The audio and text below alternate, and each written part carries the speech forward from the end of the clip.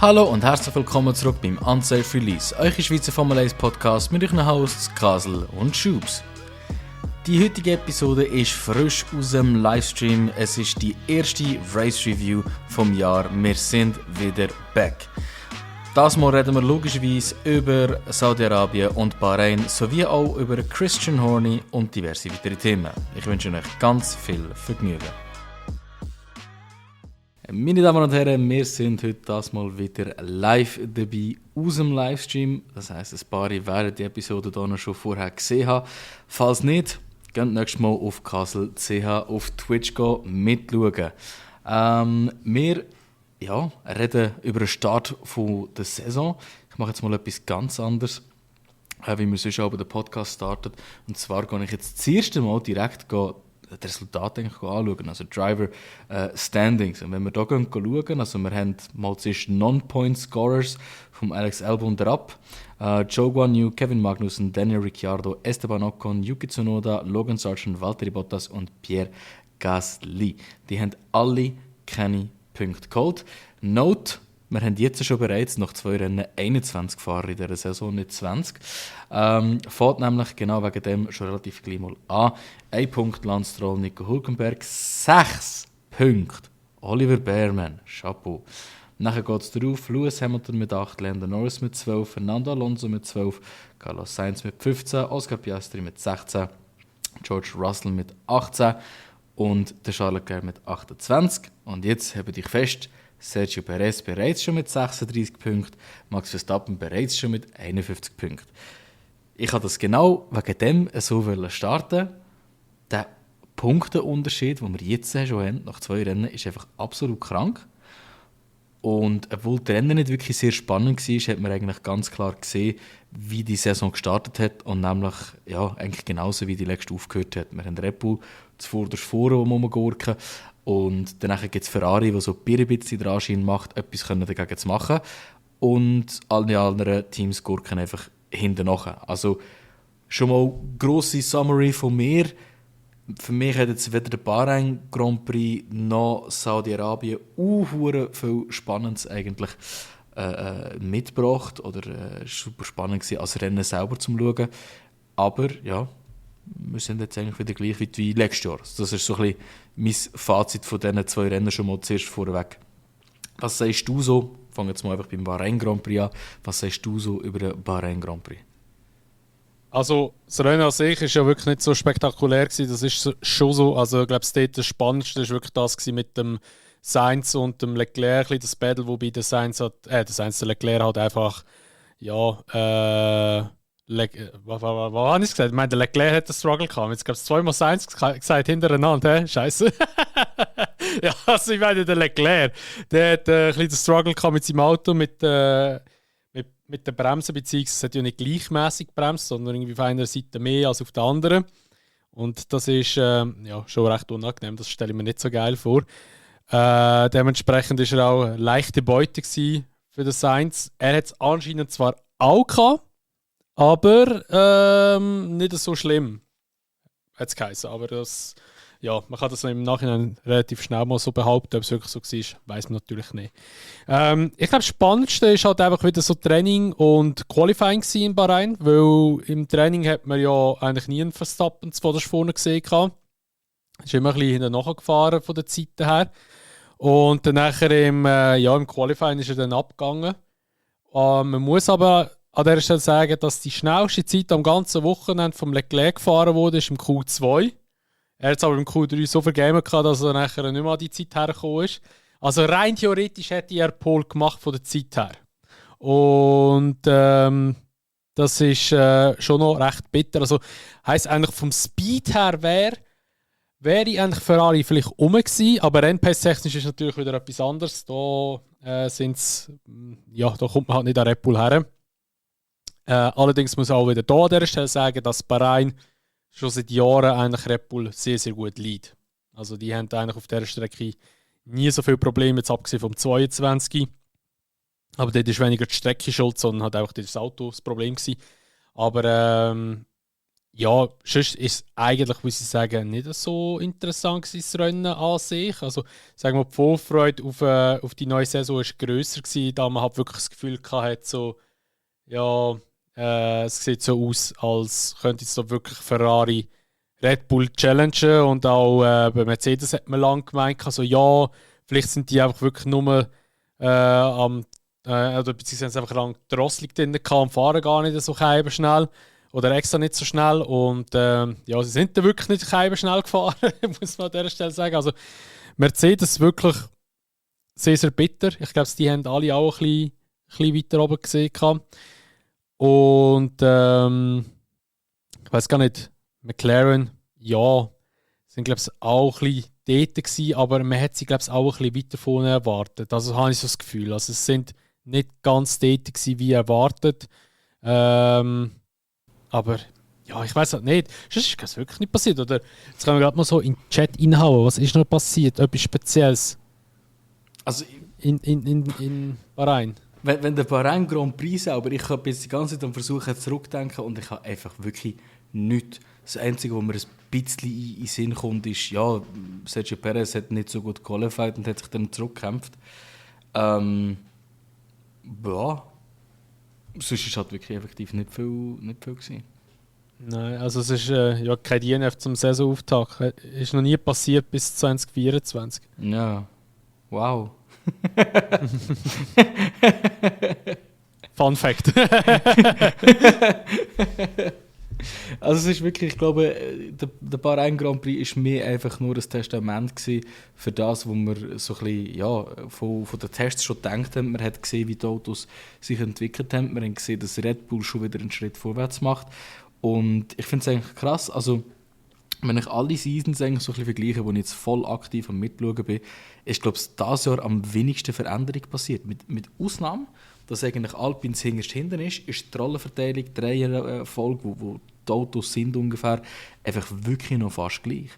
Und ja, es ist fast ein bisschen beängstigend. Was ich schon angefunden habe, ist sicher Aston Martin auch. Die haben wir noch gar nicht erwähnt. Die sind auch nicht so weit vorgefahren, wie man es eigentlich von ihnen erwartet. Stimmt, Und eben ja. für mich auch so ein bisschen der grösste Schock, ganz klar, und das ist ein paar schon aufgefallen, eben Mercedes immer noch mit den genau gleichen Schwächen wie damals. Und das promptet mich eigentlich auch gerade schon für mich so ein bisschen das Thema, das ich schnell anschneiden wollte. Hat echt der Lewis Hamilton gemerkt, dass das Team immer noch nicht die Fortschritte macht, die er gesagt hat? Dass sie immer noch nicht die Sachen haben davon umsetzen, die er von ihnen wollte. Ist das echt so ein bisschen der Katalysator gewesen, für ihn zu sagen, gut, das ist nicht das, was ich will von dem Team? Ja gut, es hat ja das Bild gegeben, wo er den Seat macht im Auto in dem Chassis, wo er so hure kritisch schaut und eine Woche später hat er den Vertrag bei Ferrari unterschrieben. Also, vielleicht. Nein, ich weiß halt, also ich weiß es nicht. Ich glaube es nicht, dass er das gewusst hat, wie gut das Auto wird sein. Und ich glaube es jetzt nicht auch, dass er, also weißt, dass er jetzt so die Hoffnung und alles verloren hat. Ich glaube, er wird sich schon ein bisschen noch einsetzen, dass er noch irgendwie gleich eine gute Saison mit dem Team kann abschliessen kann. Also ich glaube nicht, dass er sie so hängen will und umgekehrt glaube ich jetzt auch nicht. Ja, das auch nicht, ja. Aber ja, irgendwie ist es vielleicht gleich, also es ist schon, irgendwie hat man schon einen faden Beigeschmack, weil eben, es ist schon speziell. Weil, erstens mal, wieso macht er den Move so früh vom Jahr? Wieso nicht Mitte Jahr? Hat Ferrari noch einen anderen Fahrer im Ausblick gehabt und hat ihm Druck gemacht? Oder, weißt du, es muss ja irgendwie einen Grund geben, dass er so früh unterschrieben hat. Ich denke fast, weil er hat wahrscheinlich von vornherein gemerkt, dass Mercedes ihm keinen 2-3 Jahresvertrag mehr gibt. Und das ist das, was er eigentlich wollte von ihnen. Er hat ja einen 2-Jahres-Vertrag gehabt. Er hat ja bis Ende 25 jetzt einen gehabt. Ja, aber er hat wieder einen wollen. Für weiter raus. Weil jetzt hat er bei Ferrari hat er von 25 bis 27 mindestens. Hat er also nicht nur ein Jahr und optionales zweites? Ja, aber das hat er bei Mercedes vielleicht gar nicht bekommen. Ich habe gemeint, es ist so ein 1+1-Vertrag, wo er eigentlich safe bei Ferrari kann bleiben, wenn nichts anderes passiert. So ein bisschen in dem Stil. Okay. Und wenn sich natürlich dann auch noch ein bisschen abzeichnet, dass Es sind sehr viele grosse Leute von Mercedes weggegangen. Vielleicht haben die Neuen nicht mehr so fest auf ihn gelassen. Und er hat sich dann gedacht, fuck it, das ist natürlich reine Spekulation, aber ja, es ist halt schon, du sagst es schon, wieso so früh? Es ist schon eine sehr heftige Entscheidung, aber ich denke mal, dass er schon relativ früh gewusst hat, es zeichnet sich nicht ab. Vielleicht war die Diskussion ja sogar rum, schon 24 einzusteigen oder beziehungsweise den Vertrag verlängern bei Mercedes, sie hat nicht wollen und er hat einfach mit dem das Zeichen setzen, so hey, ich bin nicht mehr lange hier. Und zudem vielleicht hat er sich auch schlichtweg ganz normal überlegt, ich bin jetzt so lange für das Team gefahren und ein perfekter Abschluss für meine Karriere wäre doch eigentlich Ferrari. Das haben sich schon viele Fahrer gedacht und ja, Ferrari kann logischerweise nicht Nein sagen zu ihm. Also vielleicht war auch das ein bisschen der Hintergrundgedanke hinter dieser Entscheidung. Also Simi schreibt da noch rein, er hat bei Mercedes ja Markenbotschafter sein und scheint haben sie ihm das nicht geben. Okay. Plus hat 2 Jahre keinen Sieg geholt und Ferrari hat ja in Singapur einen geholt, hat auch gemerkt, dass Ferrari besser Fortschritt macht als Mercedes. Ja, gut, Ferrari ist schon eigentlich von Anfang an, also seit der neuen Fahrzeuggeneration sind sie eigentlich wirklich zweite Kraft gewesen, kann man so sagen. Ausser jetzt im 23, dort war Aston lang zweite Kraft gewesen, kann man sagen. Aber ja, Ferrari hat den Job schon besser gemacht als Mercedes, definitiv. Aber Mercedes hat halt einfach den Fehler gemacht, dass sie halt 3 Jahre lang, oder sind es 3 Jahre gewesen? 22, nein. 2 Jahre lang sind sie an diesem scheiß No-Sidepod-Konzept hängen geblieben. Beziehungsweise sie haben dann Mitte 23 gewechselt oder Anfangs Mitte 23 haben sie gewechselt gehabt. Aber du hast natürlich halt die Crash-Structures oder einfach die Crash-Strukturen, wie man dem Scheißwort immer sagt. Das ist richtig Wut jetzt gekommen, das Scheißwort. Wo du halt nicht kannst verändern, wenn du mal ein Chassis gemacht hast. Da sind sie halt natürlich auch irgendwie ein bisschen gebunden gewesen. Das hat die Ferrari auch gehabt. Die haben die auf der Seite beim Kühlkasten auf der Seite haben sie so eine richtig dicke Wurst gehabt, rausgeschaut hat, nur wegen dem. Und da sind sie auch mega eingeschränkt. Lach jetzt nicht weg, die dicke Wurst gesagt habe. Nur ein Kindskopf. Das ist ja so. Ja, was sagst du so? Ja, gut, dicke Wurst. Wir nennen das ein bisschen der Fachbegriff. Dicke Wurst. Ja, Ferrari-Salami auf der Seite rausgeschaut. Ja, Mann. Nein, darum, die sind halt alle ein bisschen eingeschränkt gewesen, oder? Und ja, weißt du, ich meine, jetzt hat ja der Hamilton eigentlich das, was er wollte. Jetzt hat er eigentlich ein Auto, das ihm ja besser eigentlich zusagt. Also bei den Testtagen haben sie so mega positiv von dem Auto geredet gehabt. Aber irgendwie an den Trainingstagen dann oder im Free Practice dann, dort ist es dann wieder nicht mehr so gut gewesen. Schau, am Ende des Tages ist einfach das Traurige, obwohl sie eigentlich einen grossen Concept-Change gemacht haben, leiden sie immer noch unter genau den gleichen Problemen, wie sie hatten. Vor allem so die Instabilität in der langsamen Kurve. Und von dem her, ja, es hat sich wahrscheinlich einfach wirklich zu wenig geändert, was es sollen. Und ich meine, wenn du jetzt Ferrari anschaust, die sind ganz klar auf dem 2. Platz. Und sie sind so die einzigen, die ich eigentlich für dieses Jahr noch sehe, die irgendwie noch einen Win könnten holen könnten. Weil ich bin ganz ehrlich, ich sehe wieder dieses Jahr nur, dass Red Bull gewinnt. Also Verstappen, ja. Ja, Verstappen. Aber selbst wenn der Verstappen mal nicht rum ist, ich glaube, der Perez hat jetzt so gecheckt und er ist so ein bisschen demütiger, habe ich das Gefühl, dass einfach in diesem Jahr oder generell jetzt einfach seine Zeit ist zum Performen und zum sich nicht Gedanken darüber machen, über irgendwie Champion zu werden. Aber ich denke, das hat immer ein bisschen reingeschnitten dieses Jahr. Wenn du so die Post-Race-Interviews anschaust, merkst du beim Perez, dass er ist so ein bisschen demütiger, er ist ein bisschen gelassener und er sagt einfach, oh, guter Job vom Team, wir haben das 1-2, sehr schön. Umso schöner dann halt, wenn er sich vielleicht noch einen Win reinholt. Und ich denke jetzt eben noch, wenn effektiv tatsächlich mal, sagen wir, Verstappen sein Auto abliegt, alle anderen Gründe wird er trotzdem immer Erste sein. Aber auch wenn jetzt mal im Verstappen sein Auto eigentlich aussteigt, sehe ich immer noch, dass der Perez das Rennen wird gewinnen. Mit der Ausnahme, dass sein Auto auch noch aussteigt, werden wir wahrscheinlich dieses Jahr wieder 100% Red Bull Wins haben.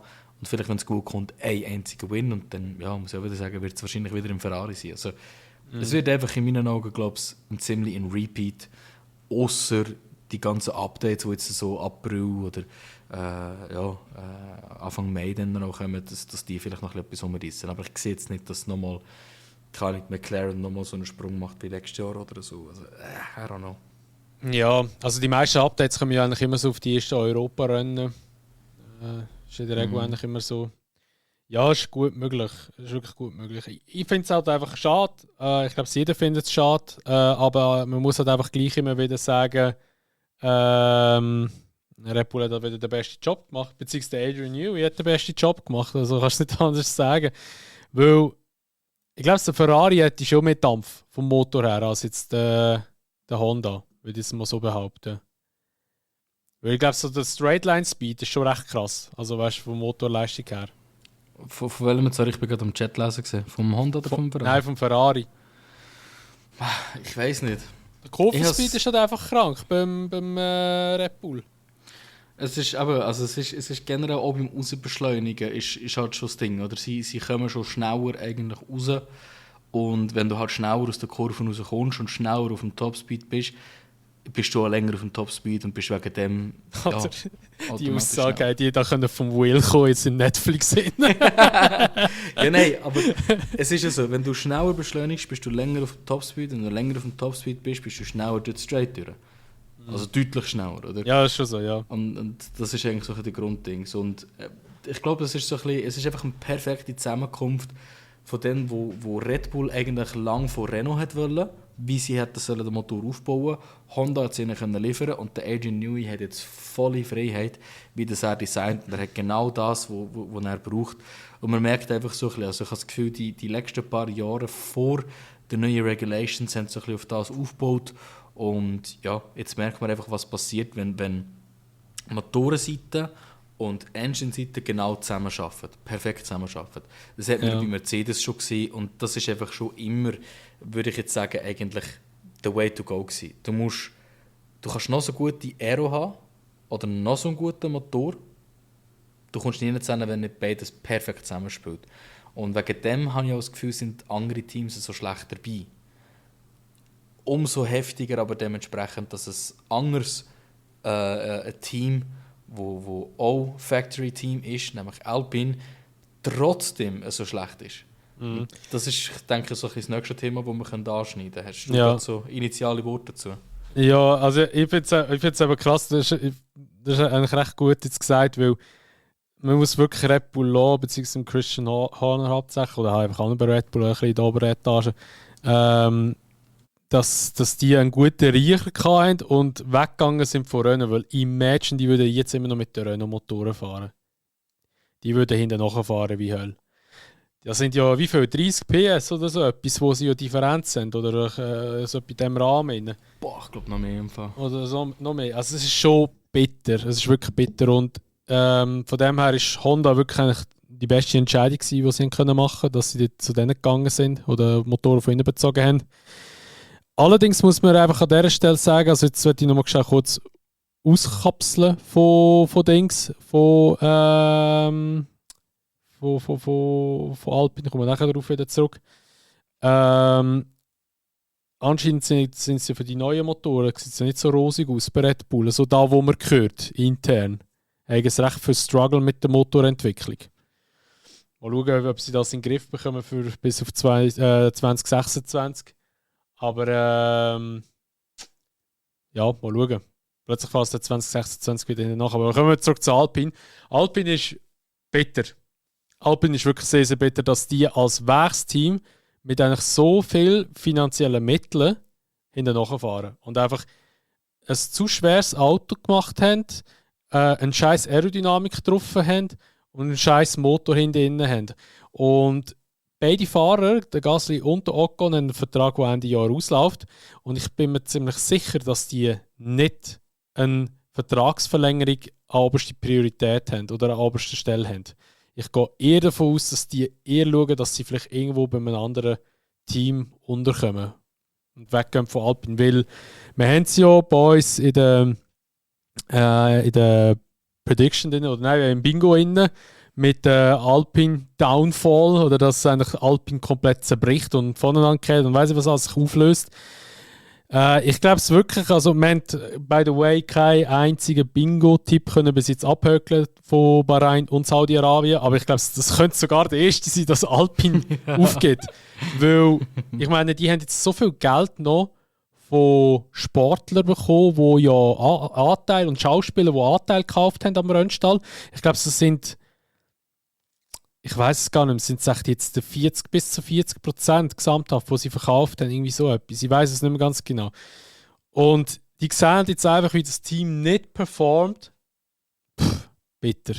Die denken sich auch, das Geld hätte ich lieber in Stake F1 Team Kick sauber, ja. F1 Team whatever investiert oder in Visa Cash App Racing Bulls. Irgendwo dort. Bei Visa Cash App, dort ist schon genug Sponsoren drauf, dort hätte es fast keinen Platz mehr gehabt. Aber gleich ist bitter. Das ist wirklich bitter. Also, ja. Ich bin gespannt, was mit Alpine passiert. Aber ich sehe die Zukunft nicht so rosig und ich glaube, du auch nicht. Nein. Kein bisschen. Also, ich muss ja nicht gross um den Brei herumreden. Ich sage immer wieder, ich bin nicht so ein riesen Fan von dem Team. Ich bin schon zur Renault-Seite kein riesen Fan von dem Team gewesen. Aber nichtsdestotrotz, wenn man das jetzt komplett vorweg nimmt, mein Bias in dem Sinn, also wir tun wirklich ganz ehrlich einfach die Mitarbeiter von dieser Bude leid. Weil es gibt so viele talentierte Leute, die sich so viel Mühe geben dort drin und einfach konstant limitiert werden in ihrem Können. Konstant nicht können das leisten, was sie wollen. Und das sieht man bricht sich aber bis zum Fahrer halt auch. Weil ich bin auch überzeugt, ein Ocon und ein Gasly könnten noch mehr leisten. Oder? Aber sie haben halt einfach nicht ein Auto, wo ihnen irgendetwas zurückgibt. Man schießt einfach lieber Leute raus. Jetzt schon wieder nach dem Ganzen haben wir wieder direkt Leute gekickt. Anstatt dass man einfach solche Lösungen vorwärts sucht, anstatt dass man sich mal solche Gedanken macht, ja, was ist denn unser Team überhaupt? Was haben wir für ein Mindset? Oder? Weil das Mindset von Alpine ist für mich ganz ehrlich einfach, da haben wir 100 Millionen, mir ist eigentlich egal, was ihr macht, aber Hauptsache, überall steht Alpine und ich will, dass alle wissen, dass wir Alpine sind. Und machen ein schönes Alpine-Blau daraus und reden einfach die ganze Zeit über Alpine reden. Und nehmen noch grosse Namen mit rein, dass Alpine noch mehr in den Medien ist. Oder? Und das ist einfach alles, was ich sehe. Ich sehe nicht irgendwie so den Drive, den Kick, dass man vorwärts kommen will. Und ich bin froh, haben sie wenigstens aufgehört, die 100 Race Plans nicht mehr davor reden, weil das ist langsam ein bisschen peinlich. Die 100 Race Plans haben nämlich mal irgendwo in 2017 angefangen. Und wir sind deutlich über diesen 100 Rennen hinaus. Also, ja. Ja, ich kann mir auch sehr gut vorstellen, dass das eines der ersten Bingo-Kreuzchen wird sein, die wir abhökeln können, was eigentlich ein bisschen traurig ist. Ich hätte es sogar schon fast abgehökelt, also gesagt, ja, nein, das erzählen wir dann schon erst, wenn es dann wirklich ganz verhält. Aber ja, es ist näher zu. Ich meine, ich als Renault-Investor würde jetzt einfach sagen, gut, wir haben genug Geld reingebuttert, jetzt machen wir nur noch schlechte Publicity, ziehen wir den Scheiß zurück, verkaufen es Andretti und dann sind wir Andretti Renault oder whatever. Wobei ich kann mir nicht vorstellen, dass Andretti Bock hat, so ein Team aufzukaufen. Kannst gerade so gut mit Haas anfangen. Aber ich sehe das schon als erstes Strichli gesetzt in unserem Bingo. Noch nicht ein Kreuz, aber das erste Strichli ist gesetzt. Einfach ein Spare. Genau, ein Spare.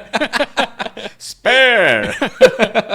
Ja, es ist schon so. Aber Andretti ist schon möglich, weißt du, dass der vielleicht einfach schon das Team aufkaufen, aber wahrscheinlich alle künden würde. Und er hat ja seine Facility, die er aufgebaut hat und die er macht und tut. Und by the way, er hat das letzte Mal sein Chassis im Dings gebrochen, in der FA zum Crash-Test machen und hat bestanden. Also, der macht einfach weiter, obwohl dass er eigentlich von der Formel 1 abgewimmelt wurde. Nicht so wie Red Bull Anfang Jahr. Nicht verkackt. Ja, er macht einfach weiter und das finde ich eben noch geil. Und ja, es kann schon sein, dass Alpine vielleicht nochmal. Also ich kann mir gut vorstellen, dass in 3 Monaten plötzlich mal das Gerücht kommt, dass Alpine verkauft wird und weiss ich was alles. Oder aus der Formel 1 sich zurückziehen. Man muss immer noch überlegen, Alpine, sprich Renault, gehört ja am Staat. Also heisst, der Staat buttert Geld rein für nichts, für ein schlechtes Dasein eigentlich. Das ist also etwas, was nur so ein korruptes Land wie Frankreich machen kann. Sorry. Und dann hat es geheißen, sie wechseln auf Alpine wechseln. Wegen, Motorsport, Alpine ist ja Motorsport und weiss ich was alles. Dafür haben sie es einfach gemacht, dass man eigentlich kann sagen, hey, ja, es ist ja Renault. wo der Staat eigentlich Geld investiert und nicht in Alpine. Dafür ist es eigentlich genau das Gleiche. Einfach, ja, es ist einfach ein bisschen vertuschen. Der Motor heisst ja auch immer noch Renault. Also. Das ist so. Auf dem Motor steht immer noch Renault drauf. Also, jetzt habe ich fast gesagt, auf dem Renault steht immer noch Motor drauf. Also von dem her, eben, das tut sich auch nicht ändern. Und das ist halt einfach... ich weiß nicht. Also ich kann es mir vorstellen, dass dort Andretti reinkommt. Ich würde nicht lügen, wenn ich würde sagen, dass der Andretti vieles besser machen würde. Da bin ich davon überzeugt. Das ist auf jeden Fall. Vor allem ein Andretti würde wieder mal so ein bisschen Racing Spirit in das Team reinbringen. Oder wenn der ein Team leidet, dann will er gewinnen. Oder? Und ja, das ist in meinen Augen auch das, was einfach fehlt. Ich meine, Bruno Fama, I'm sorry, aber... Also, ich habe noch nie von dem gehört, im Fall. Sagt ja, ist es dem, dass er an der Macht ist? Habe ich etwas gehört von dem? Ja, ich habe letztens ein Post-Race-Interview geschaut, also einfach das erste von Bahrain. Und es ist wirklich einfach, du siehst, na gut, aber der Christian Horner hat natürlich alle Fragen abbekommen. Aber die 2-3 Fragen, die effektiv an die anderen Teamleader gegangen sind, war wirklich Mike Crack hat eine Antwort. Wer war noch dabei gewesen? Der James James Wells. What the fuck? James Wells hat eine Antwort. Und danach kommt der Bruno auf einmal, yes, I don't really have anything to add. Also, mein Gott. Ja, das klasses Englisch, das ist mir erst aufgefallen bei der Präsentation von Alpine dort. Ganz schlimm. Ja, das ist wirklich fancy, ey. Ja, du mal schauen, eben vielleicht, also wenn jetzt der Andretti das verkaufen, wäre er sicher entweder der Teamchef oder der würde Ottmar kommen wieder. Er würde 100% Ottmar holen. Ja, fix, Alter. Ottmar würde verdammt passen. Der hat, glaube ich, so lange in den Staaten gelebt. Der am Akzent, da würde das noch Sinn machen. Ja, und er ist auch immer noch richtig präsent. Er war an jedem Rennwochenende dabei bis jetzt auch wieder. Also, er zeigt sich schon. Ottmar ist einfach ein Team-Principle, das man nicht hätte verlieren dürfen. Und ich wette mit dir, jedes andere Team hat den auch angeschaut. Das ist einfach nur, dass von den Verträgen her nicht gut aufgegangen ist. Sonst hätte er wahrscheinlich schon wieder einen Rennstall bekommen. Und ja, ich kann mir auch sehr, sehr gut vorstellen, dass er in Zukunft wieder Rennen wird bekommen. Aber dass er bei Haas nicht hergekommen ist, das verwundert mich schon.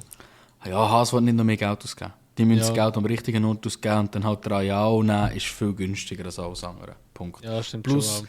ist vielleicht auch nicht schlecht, wenn du einen Engineer hast, der den Scheiß vorantreibt. Weil das ist ja das, was ihnen fehlt. Sie haben keine Technicality, sie haben so ein bisschen das Wissen nicht. Oder wenn du einen hast, der das Wissen hat und das von vorne weg, von oben runter treibt, ja, kommst du vielleicht näher an das hin. Ja. Genau. Ja, aber ich denke, wir gehen mal weiter zu Saudi jetzt. Jetzt haben wir genug lang, also bei Bahrain selber nicht viel geredet, aber dann wieder um alles andere rundherum haben wir recht lang geredet. Saudi ist nicht spannender gewesen vom Rennen her, aber es hat einen spannenden Fall gegeben. Und zwar ist das ganz klar der Carlos, der Blinddarm müssen schnell kurz spitz rausnehmen am Samstag. Und der sich einfach am Sonntag schon wieder da gestanden. Gesagt, es ist schon ein geiler Sieg. Aber es ist gelaufen, als ob er... Gelaufen ist so, als ob er irgendwie von hinten her gerammelt worden wäre. Ja.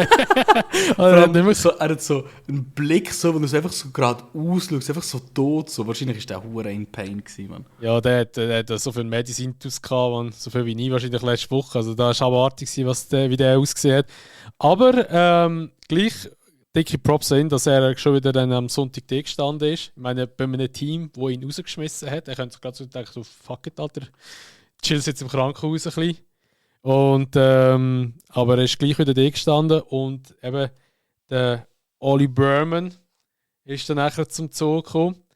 Und also ich muss sagen, ich habe mal 2 habe ich geschaut, das Qualifying, der ist auf Pole gefahren. Und Prima war ja in Bahrain richtig schlecht dran gewesen. Ich weiß nicht, was sie dort kann, aber in Saudi sind sie nachher besser da gestanden. Und ja, hat die Pole gehabt, ist dann aber nachher von Ferrari aufgenommen worden in die Formel 1 und ist dann nachher auf P, was hat sich qualifiziert? P11, wait. Ja, P11 war es. 6. Grad. P11 war es. Qualifying P11. Yes, du hast recht. Never doubted you. P11, aber fast ins Q3, ja? Fast. Gut, wie viel der Gap ist, weiß ich nicht. Oder wie viel das so war. Der Gap war Lance Stroll 1,28,578, Oliver Behrmann 1,28,642. Okay. Ja, Nicht einmal eine ganze Zehntel. Wirklich nicht viel.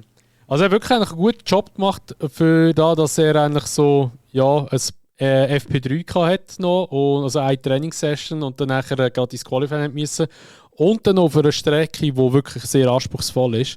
Ich meine, du hast ja am Ende des Rennen hast du gesehen, der Headrest, wie er eingeknickt ist auf einer Seite, weil er den Kopf daran nur gedrückt hat.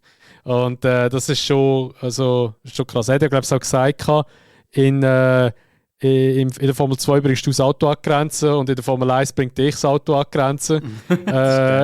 Also das hast du ihm dort schon angesehen. Und er hat ja nachher, glaube ich, irgendwie eine Woche später ist ja der alte Ferrari noch in Maranello gefahren und hat er auch im Interview gesagt, sagen wir ein paar Tage nach dem Rennen, sei es ihm nicht so gut gegangen, also vor allem Nacken und alles. Das ist absolut verständlich. Dass es so reinprätscht dann. Aber sehr, sehr überzeugend das Rennen gefahren. Auf P7 ist er dann gekommen, oder? P7 hat er abgeschlossen, ja, P7 ist es gewesen. Yes. Und er hat wirklich einen sehr, sehr guten Job gemacht, kann man nicht anders sagen. Und ich glaube, das ist ja so die Hauptattraktion vom ganzen Wochenende. Also, ja. Also ich meine, das Rennen an und für sich hat jetzt nicht unbedingt super viel grosse Neuerungen und grosse Spanners gehabt und so. Also das Stroll, wo wieder in die Wand ist, ja. Ja, das und nachher noch 2, 3 andere Sachen, wo wir dann später noch darauf zurückkommen. Aber eben zuerst, Ehre wem Ehre gebührt, also Oli Behrmann. Ich glaube, er hat alle eigentlich relativ überrascht mit dem, was er geleistet hat. Oder? Weil, er hat schon in der Formel 2 gut performt. Er ist mir persönlich nie so extrem rausgestochen, wie das die Leute die ganze Zeit über ihn geredet haben. Aber er hat geliefert. Weil auch wenn er in einem Ferrari innen ist, das Resultat ist verdammt gut gewesen. Und vor allem, wenn man in Betracht zieht, dass er P11 qualifiziert ist und auf P7 gefahren ist. Es gibt noch so Mengen Vollzeitfahrer, die mit besseren Autos Sergio Perez besser qualifiziert hat und nicht höher hochgekommen ist. Also von dem her, das ist halt auch so etwas, wo man einfach muss ganz klar sagen, verdammt starke Leistung. Und hat er besser qualifiziert, wäre er ziemlich sicher auch noch weiter vorne gewesen. Weil sein Auto hat vor allem also gegen Mitte-Rennen, bevor er so ein bisschen selber nicht mehr mögen hat, eigentlich Pace gehabt von den Frontrunners selber. Und also absolut rausgestochen. Das ist so ein absoluter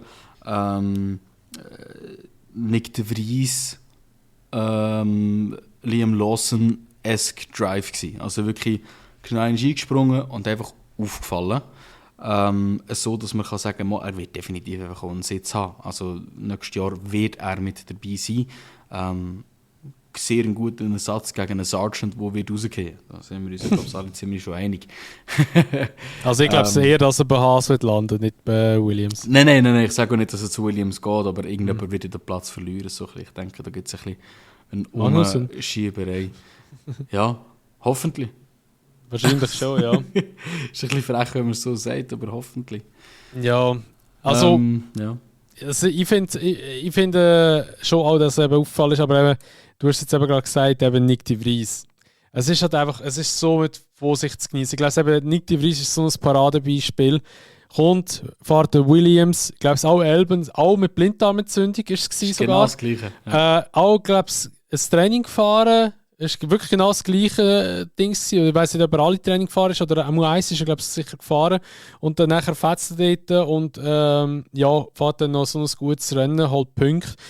Aber es ist so mit Vorsicht zu genießen, weil ich habe auch ein bisschen Schiss, dass er eben dann so ein bisschen in den Hype reinkommt. Zwar nicht so in den Hype rein, wie der Nick de Vries reingekommen ist.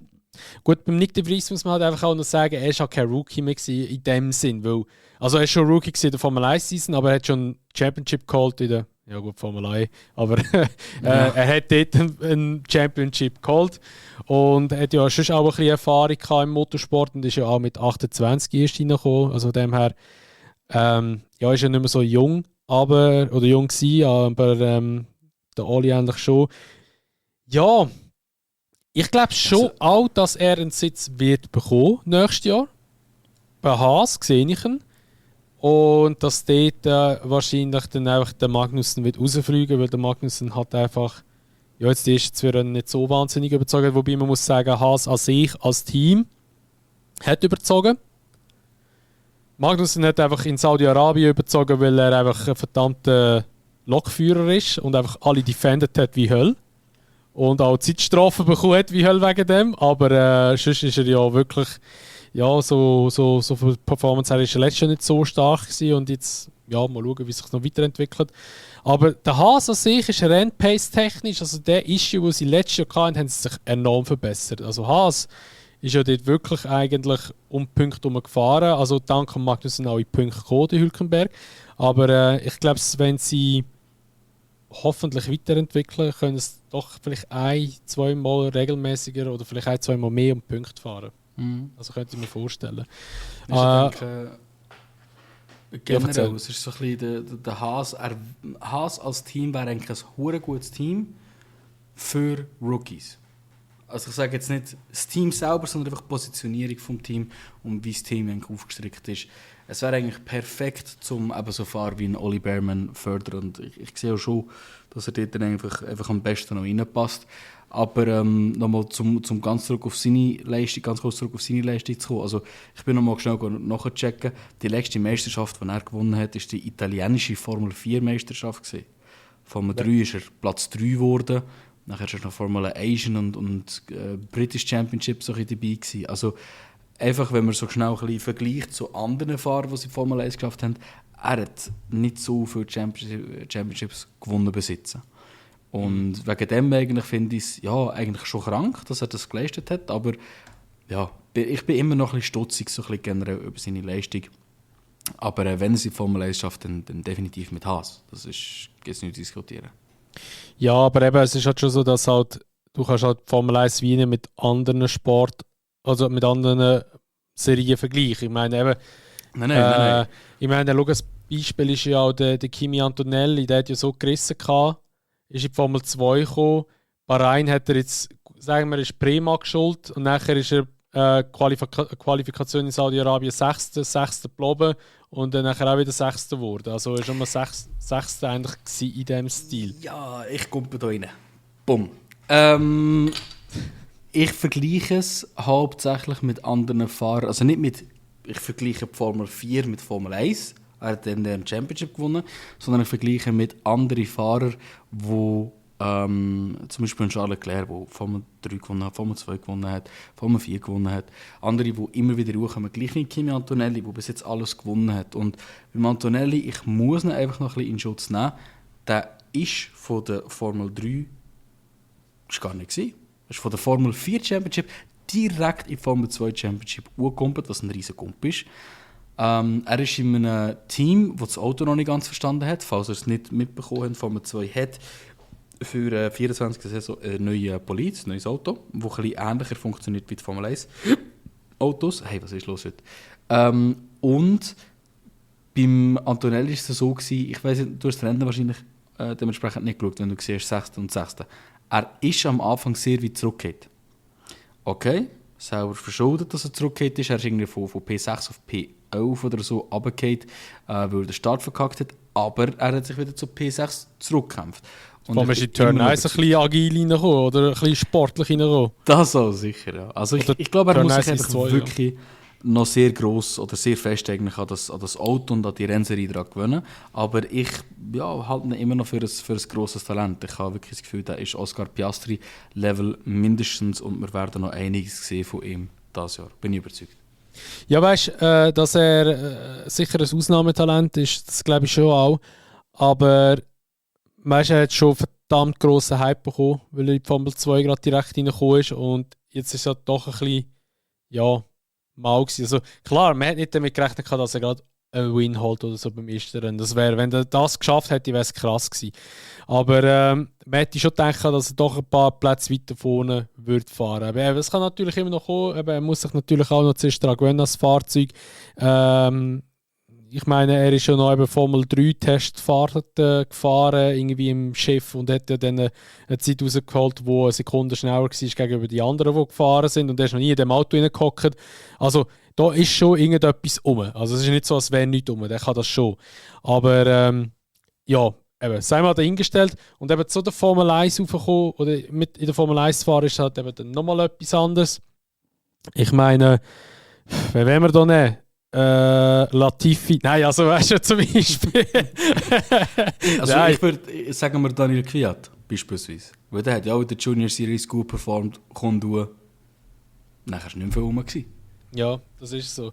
Und aber ich meine, Nick de Vries hat ja auch Formel 2 gewonnen. Gut, er hat nicht so die Konkurrenz gehabt, wie es andere Fahrer hatten, muss man an dieser Stelle auch sagen. Aber er hat sie auch gewonnen. Formel 1 war er nicht mehr gut gewesen. Charles Leclerc, das tut mir jetzt leid, dass ich ihn auch nehme. Aber weißt du, ich meine, er ist auch so gut gewesen in den Jugendkategorien und in der Formel 1, es taumelt schon ein bisschen manchmal. Also es ist, manchmal hat es so gute Momente und manchmal, gut, Ferrari ist auch schuld. Aber es ist, ja, der sollte schon lange Weltmeister sein eigentlich, weißt du, so ich meine, der ist schon, wenn ja, er für den Hype, den er bekommen hat, ja. Wann ist er reingekommen? 2018? 2018. Mit Alfa Romeo 2019 Ferrari. Also für den Hype, den er hat, für den Vertrag, den er sofort bekommen hat bei Ferrari, ja, würde ich auch sagen, müsste er eigentlich schon ein Championship haben. Und bei ihm ist es einfach immer dasselbe, gell? Also auf ein Lap raus ist er abnormal schnell und dann, sobald es darum geht, in einem Rennen irgendetwas aufrechtzuerhalten, wenn es Ferrari nicht verkackt, verkackt es er. Und nur wenn mal alle Sterne allein sind, bringt es mal fertig, einen Win zu holen. Und ich meine, ich würde auch jetzt immer noch sagen, also Carlos Sainz ist eigentlich der stabilere Fahrer unter diesen beiden. Ja. Und die haben mich alle ausgelacht, als ich vor 2 Jahren gesagt habe, dass Sainz reissen. Sogar ich habe dich ein bisschen ausgelacht. Ja. Aber einfach, weil du so cocky gesagt hast, das hat fast stimmt, dass du meinst, dass er ihn auseinander nimmt. Aber das ist ja... Ja, auseinander, nee, aber er performt besser. Ja, Qualifying-technisch so. Nicht, aber Rennpace-technisch ist ein Sainz einfach schon nicht schlecht.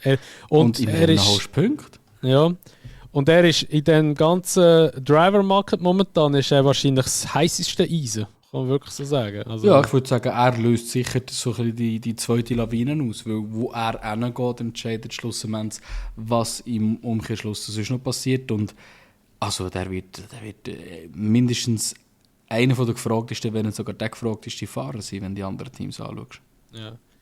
Ja, definitiv. Aber wir kommen nachher noch drauf, weil Silly Season da so ein paar schnackige Predictions abgeben, wie das könnte weiterentwickeln. Es ist wirklich spannend, was dort noch alles kommt. Aber sonst so zum Saudi-Arabien Grand Prix ist halt, ja, Gasly, der hat gar nicht richtig starten oder hat gar nicht gestartet. Oder eine Runde ist er gefahren, glaube ich. 2 Runden? Nein, eine. Er hat, zum Grid hat er bereits schon den 6. Gang verloren. Und nachher, ist eigentlich krass, er hat am Anfang noch Burnouts gemacht, obwohl er eigentlich schon den 6. Gang verloren hat. Aber nachher, nach dem Start, ist er eine halbe Lap gefahren und dann haben sie ihn eigentlich schon reingeholt. Aber mein Guy, du vergisst etwas, was passiert ist. Was gemacht wurde. Max, der schnell war. Nein. Wir haben vorhin schon über das Team geredet, nämlich Haas haben einen absolut fucking Masterstroke gehabt. Eben der Lokführer Magnussen, meinst du? Der Lokführer Magnussen, all aboard! Viking Express. Der Viking Express.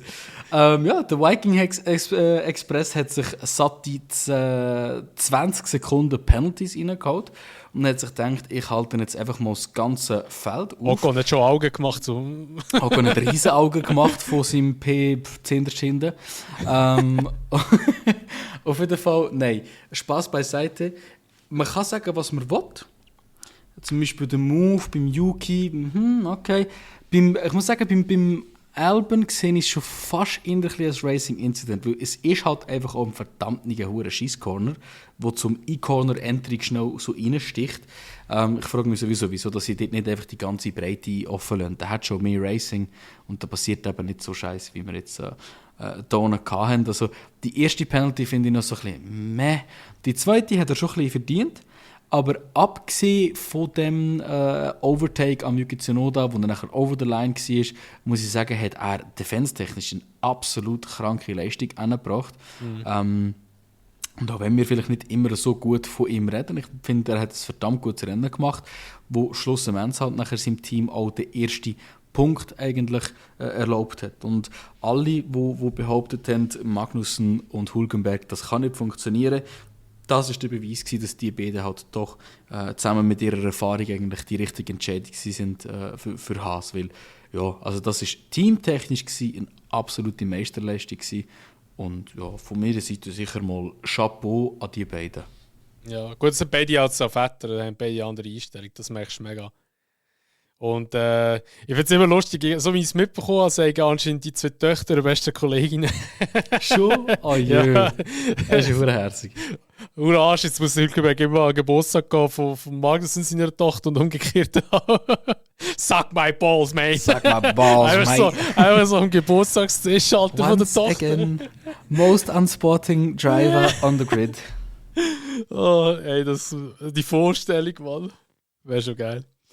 Ja, aber nice. Der Dings hat es gerade nicht geschrieben, wieder mit dem Norris frühen Start, wo ja kein früher Start war, oder beziehungsweise mit dem blauen Auge davor gekommen. Die Autos haben ja so Sensoren, wo ja auch im Boden sind auch Sensoren eingeladen und da hat man einen gewissen Meter an Toleranz, wo man vorrollen kann, wo es nicht als Frühstart zählt.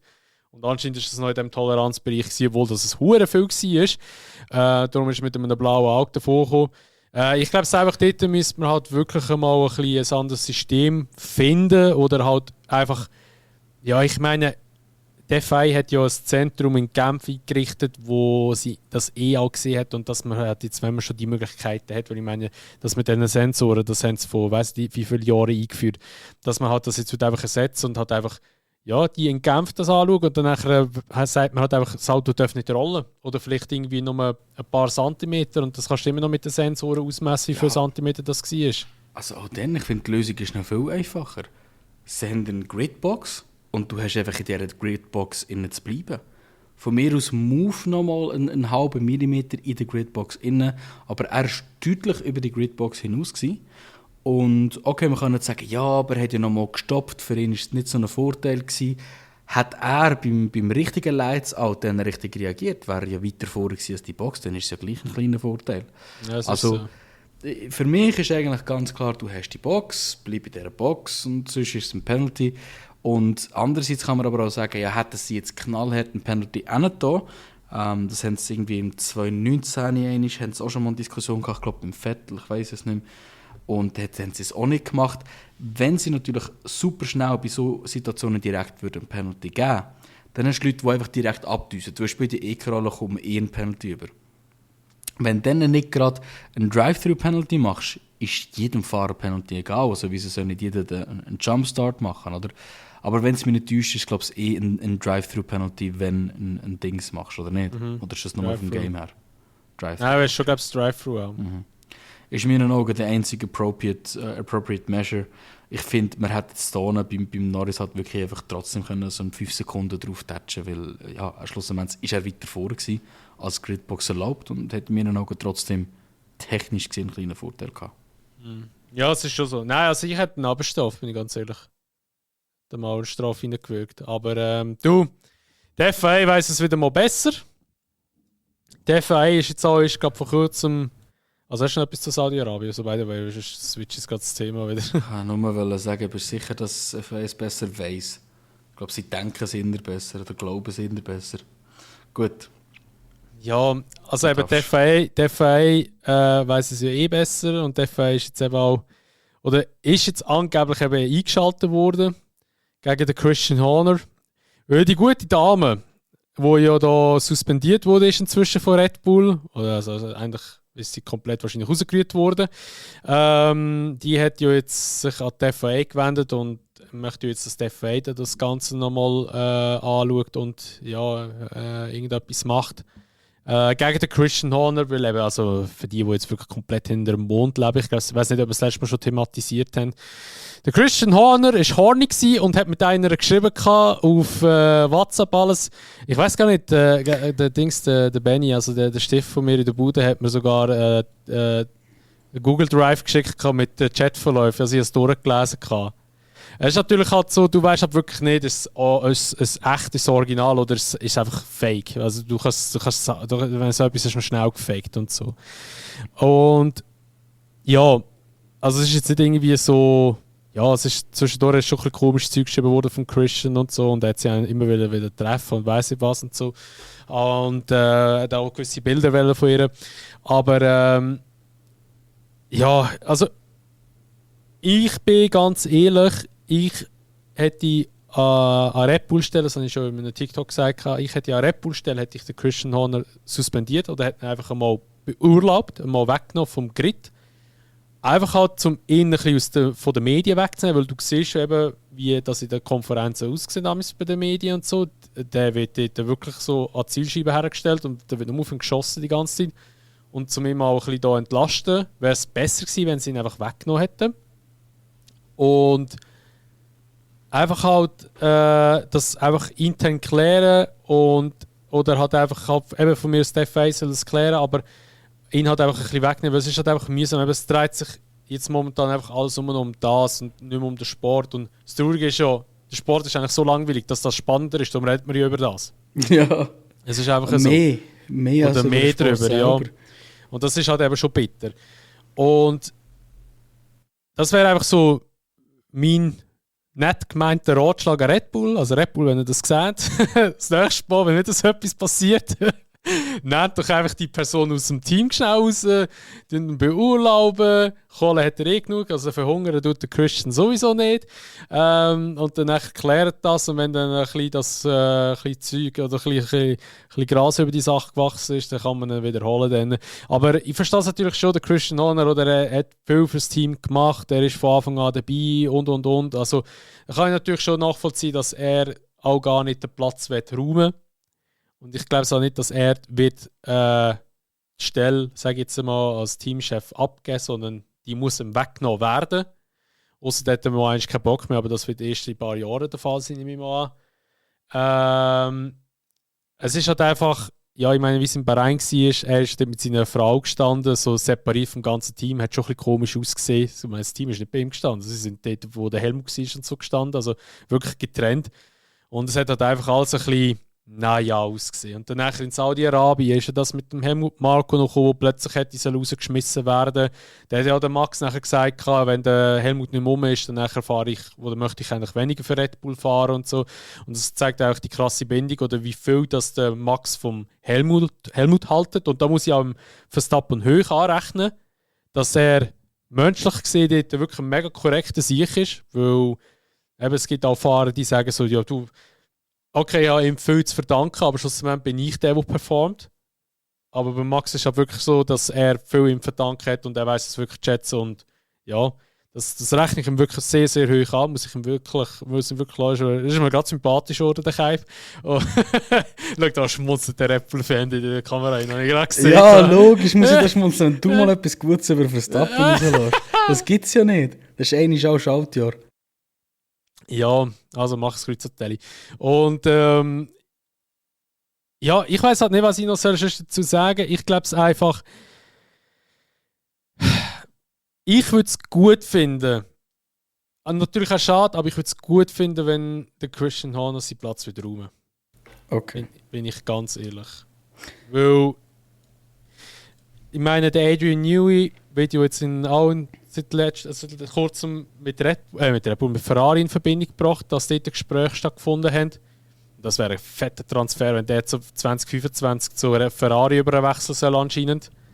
Ja, Hemi und Newey, oh mein Gott. Ja, und der Vasseur, Alter. Oh mein der Gott, Freddy. Alter, was ein Kombi. Ja. Das wär aber legit, das wäre, ich glaube, der moderne Äquivalent zu Ross, Schumacher und Dings.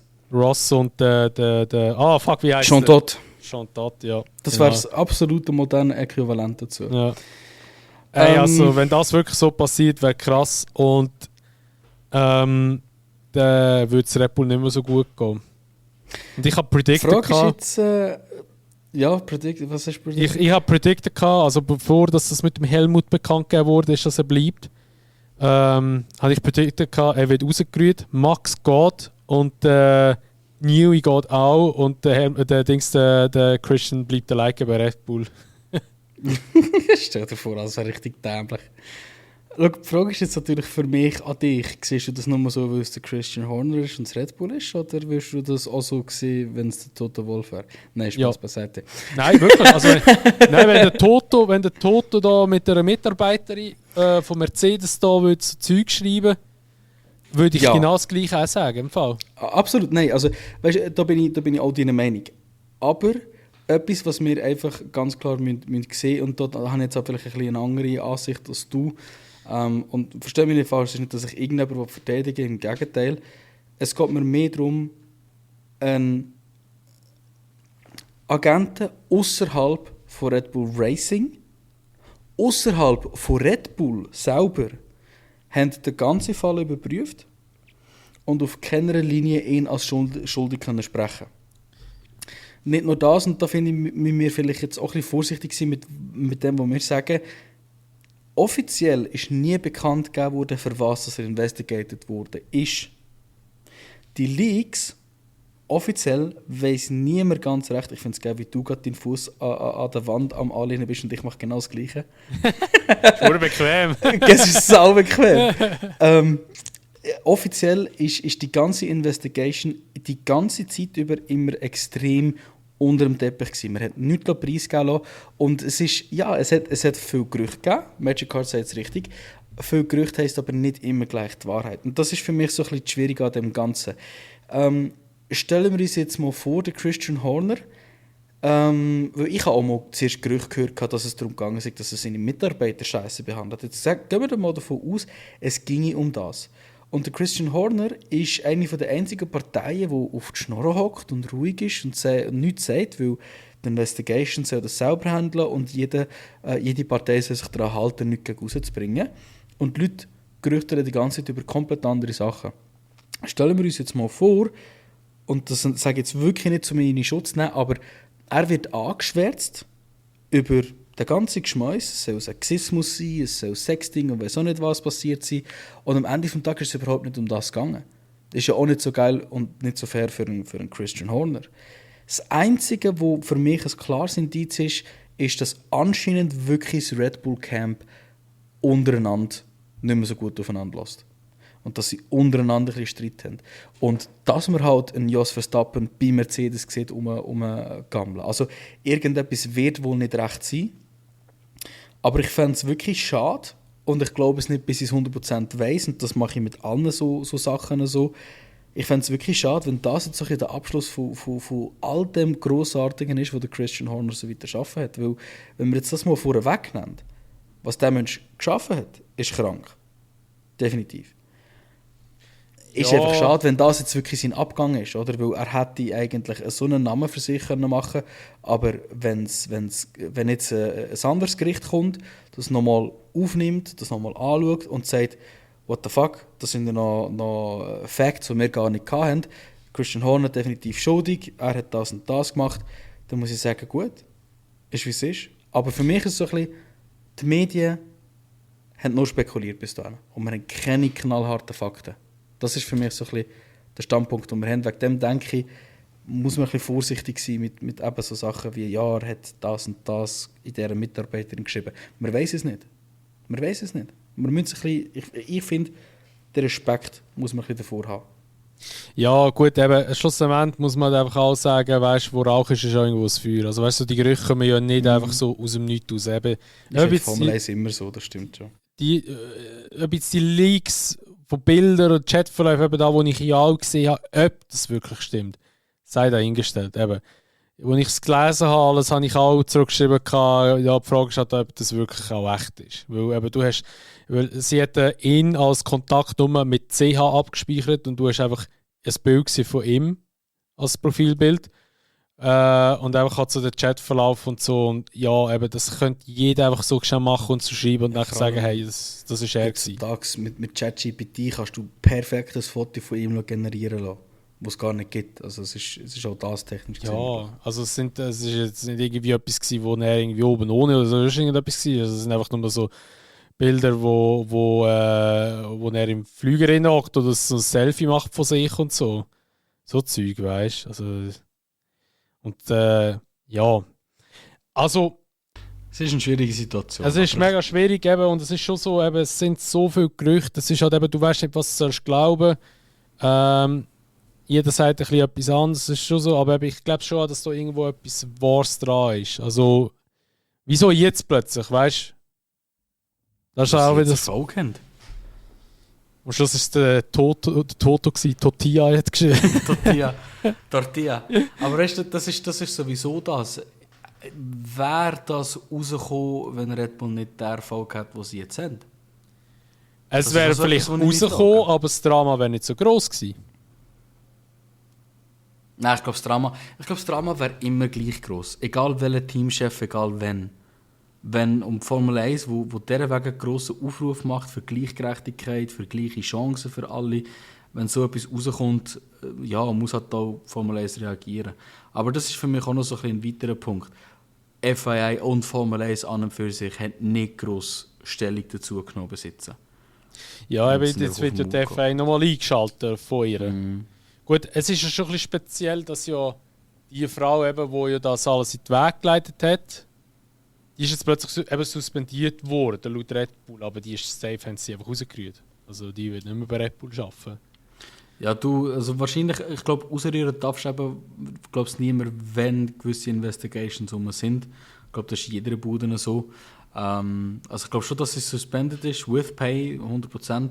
Aber ich frage mich halt eben, was ist die Motivation dahinter? Wieso kommen diese Sachen, wieso kommen sie genau jetzt? Ich denke, wir werden da vielleicht halt erst in ein paar Jahren wirklich darüber reden, wenn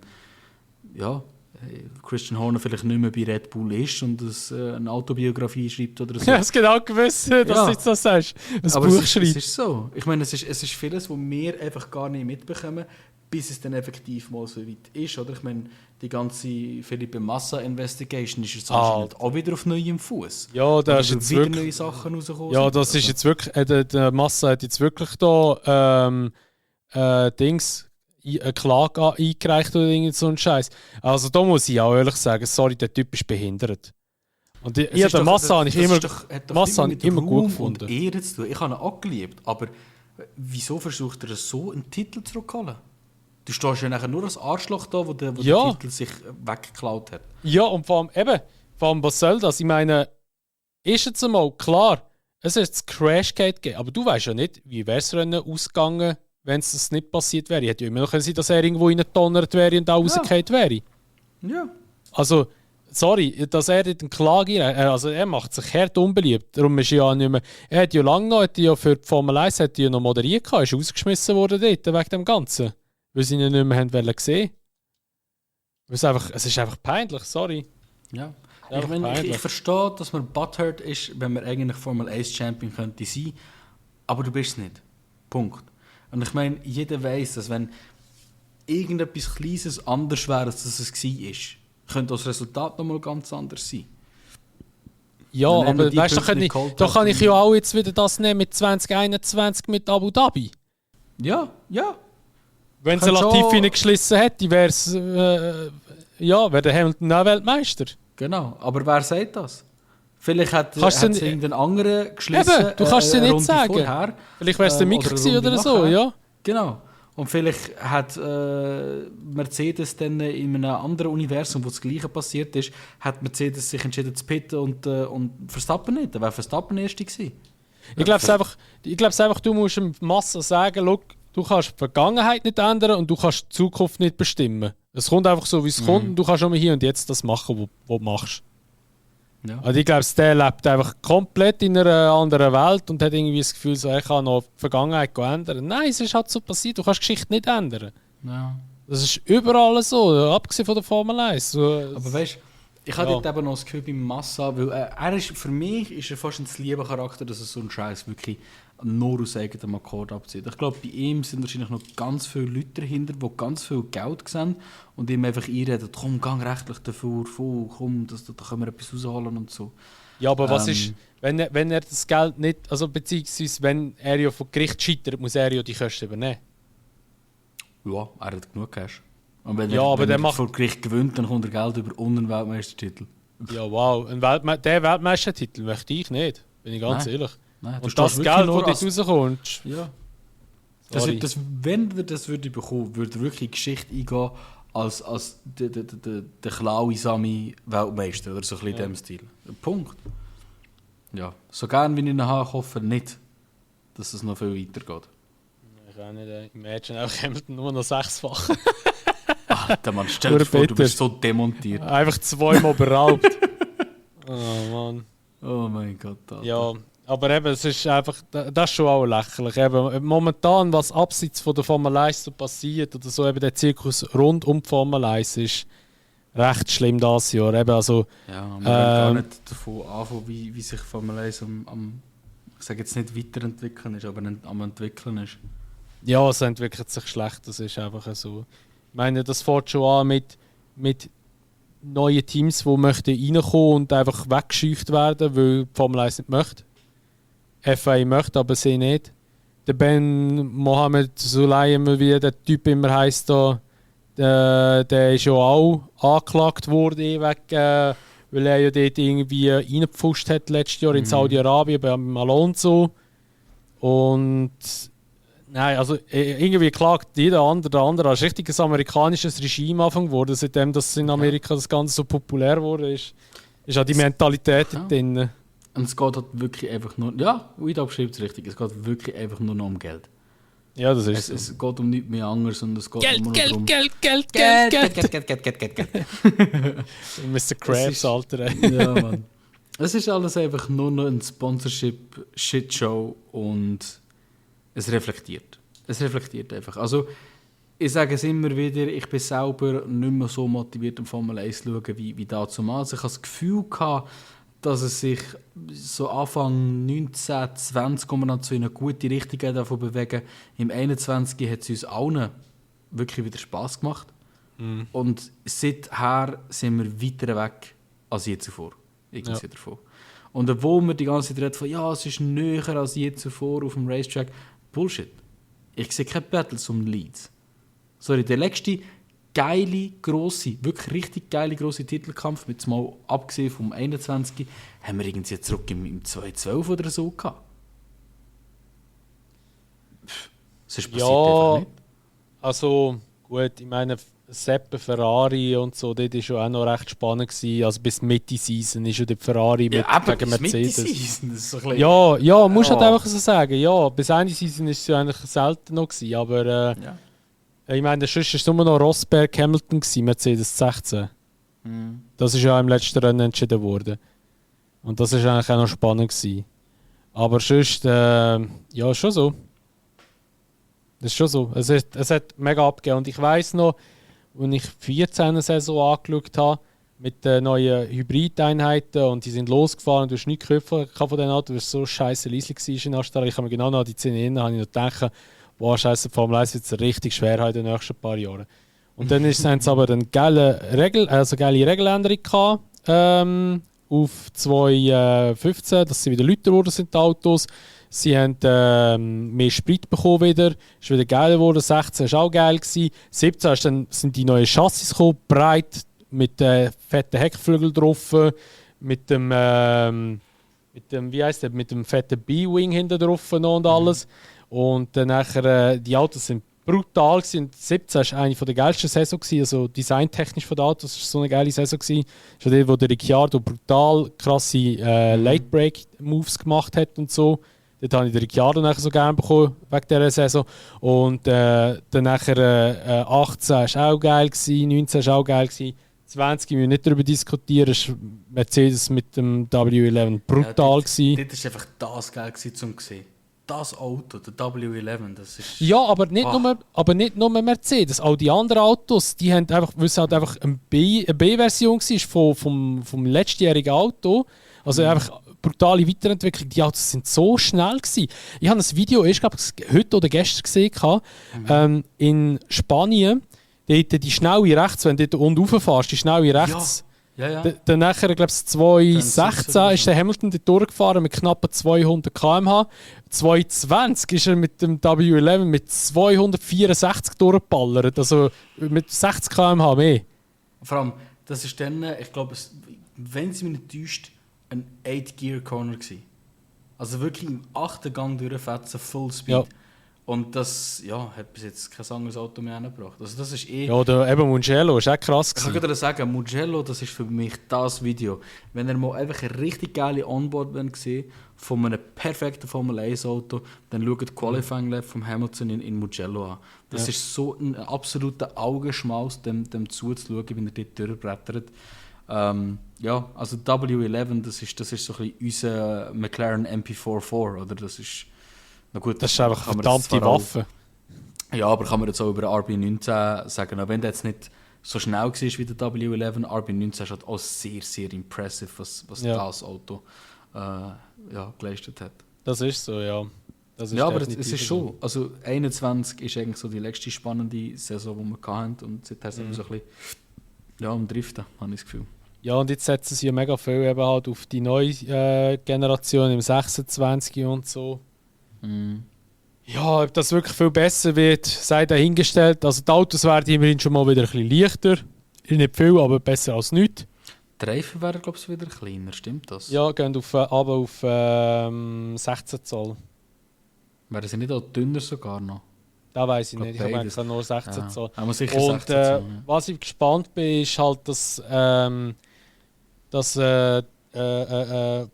anscheinend bei den Frontflügel und also nicht nur beim Heckflügel, sondern auch beim Frontflügel irgendwie willst du noch DRS haben.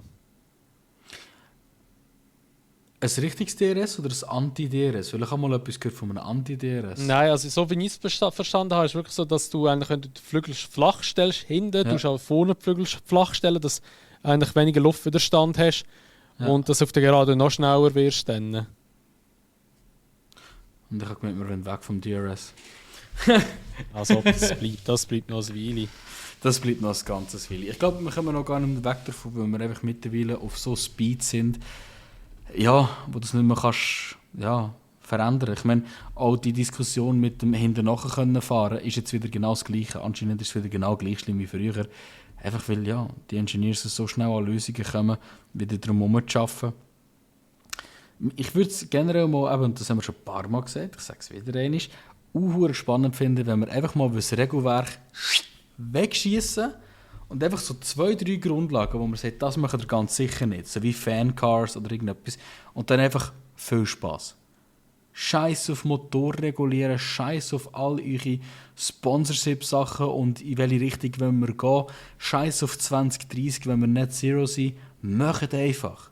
Stell dir vor, was da für geile Autos würden kommen. Wieso ist wieso hat es früher so viele Motoren für Jacke gehabt? Weil die einfach immer voll offen waren. Sie sind einfach Vollgas gefahren. Mit fucking Jet-Benzin. Das Scheiß, was sie in Düsenjet reinfetzen, Kerosin. Mit fucking Kerosinmischungen sind die gefahren.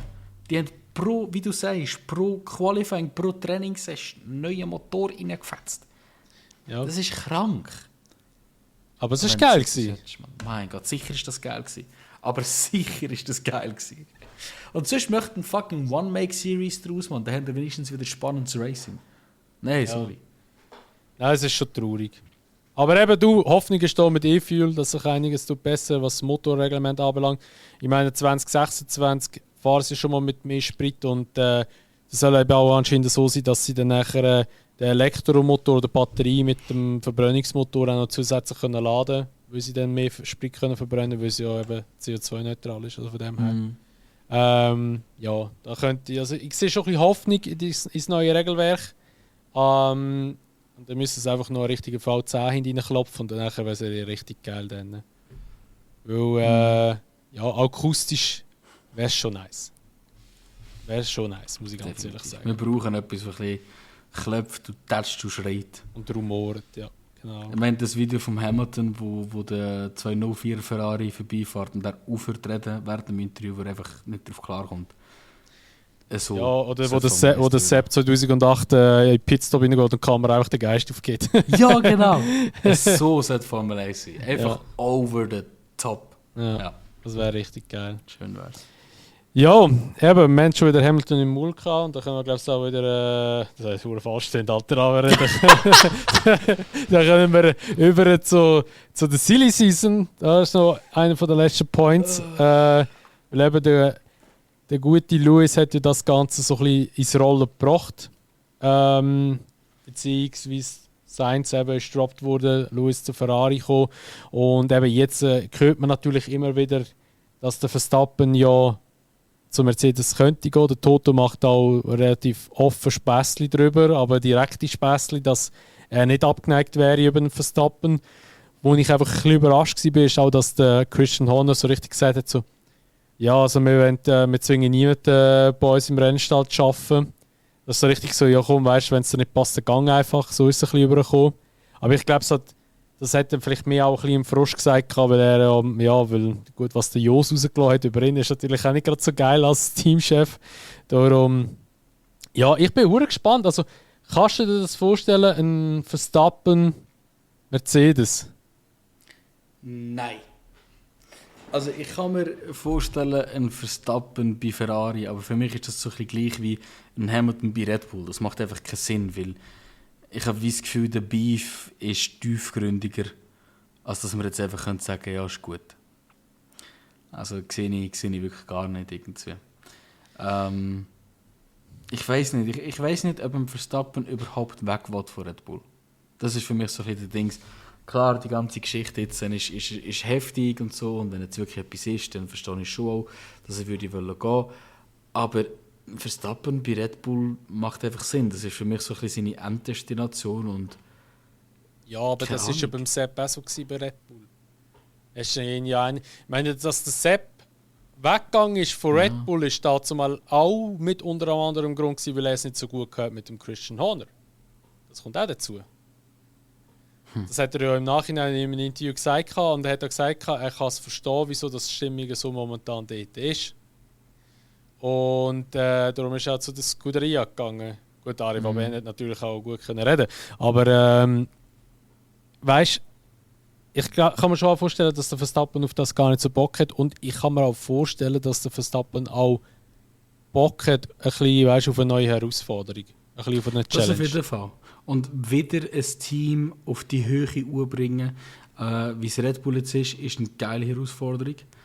Für mich etwas vom Spannendsten, was sich daraus würde ergeben, wäre ein potenzieller dritter Titel für einen Alonso. Weil ich finde, wenn Red Bull jemanden picken sollte, wo der Max am besten kann ersetzen kann, ist es einfach der Alonso. Weil wenn du vergleichst, das haben wir auch schon ein paar Mal, glaube ich, wir beide auch so gesagt, die einzigen drei, die auf dem Level sind, wo sie sind der Hamilton, der Alonso und der Verstappen. Und ich glaube, die drei sind wirklich interchangeable. Also für mich, das wäre so ein Spannendste, wo könnte daraus rauskommen. Verstappen zu Mercedes, Hamilton zu Ferrari, Alonso zu Red Bull. Und das wäre heftig.